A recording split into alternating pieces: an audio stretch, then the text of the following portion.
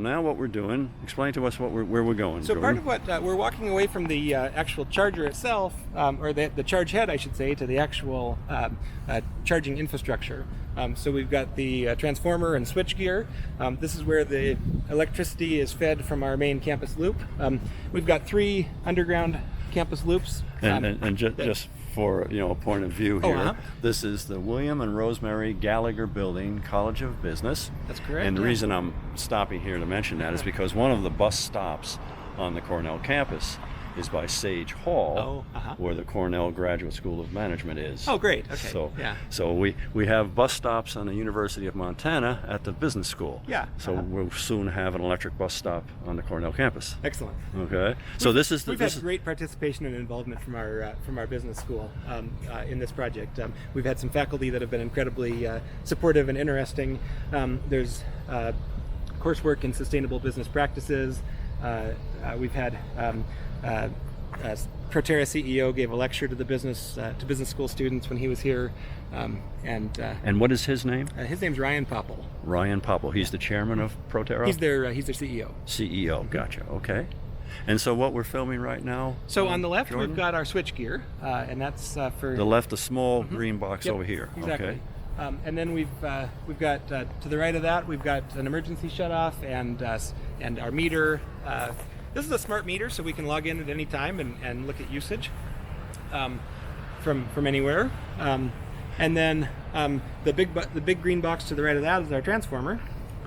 Now this transfer, when you say transformers for the layperson, we're taking 12,000 plus volts and reducing it to voltage that's for the charging of the batteries on the bus. Exactly. Okay. And then to the right of that is the actual bus charger.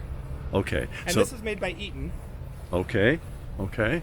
And Eaton, which I believe is a Michigan-based company, I think they're still in Michigan. This particular gray box, which isn't painted green, I noticed, but this is actually the box that's the final word between the rest of the infrastructure and the connection to the charging head? That's correct. Okay. Okay. And I've seen other locations that have this infrastructure, in a parking garage or in other areas.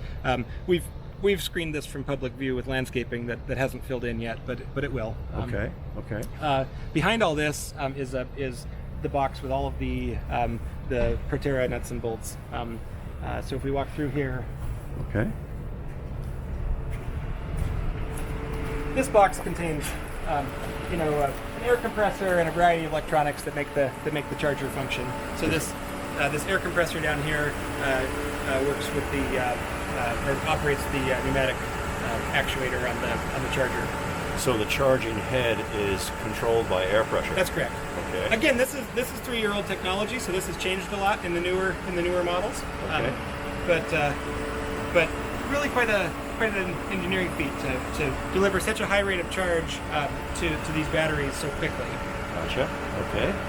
Very nice. And I guess that's an air filter set up right there. That's correct. Okay. All right. All right. Well, next time we'll have the Eaton folks paint this green.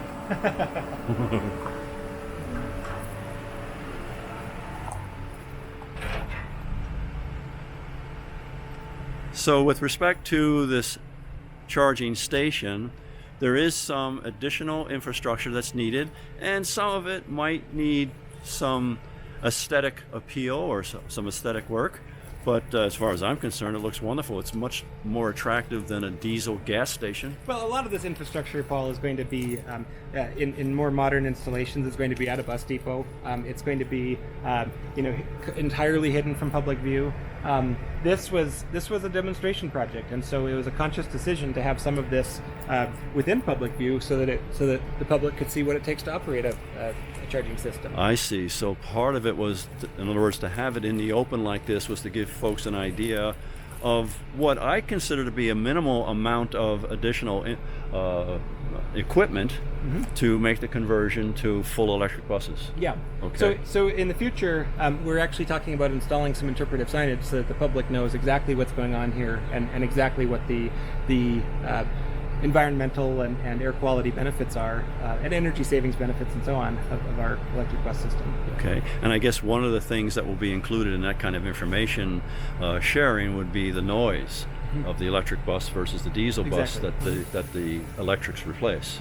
Okay, Because one of the things I noticed on the bus is it's very quiet. Yeah. It's very quiet.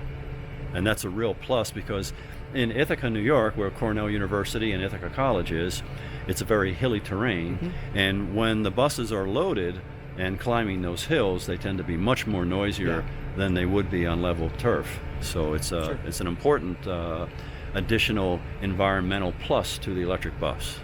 So I'm going to sign off now.